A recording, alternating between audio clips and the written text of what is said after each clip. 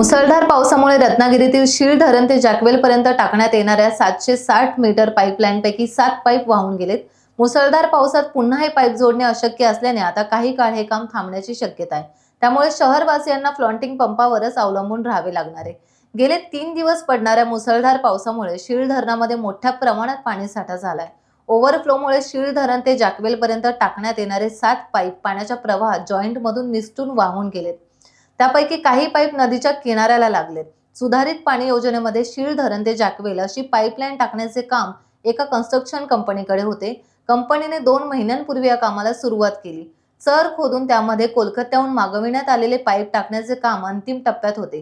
काही पाईप आणि जॉईंट्स कमी पडल्याने ते पुन्हा कोलकात्याहून मागवण्यात आले, म्हणून हे काम थांबले होते. परंतु 3 दिवस पडणाऱ्या मुसळधार पावसामुळे या कामातील 7 पाईप वाहून गेले. त्यामुळे शहरवासियांना पाण्याच्या समस्येला सामोरे जावे लागू नये यासाठी पालिका प्रशासनाचा जोरदार प्रयत्न सुरू आहे. सध्या तरी फ्लॉन्टिंग पंपाद्वारेच पावसाळ्यात जॅकवेलमध्ये पाणी घेऊन ते साळवी स्टॉप जलशुद्धीकरण केंद्रापर्यंत आणावे लागणार आहे.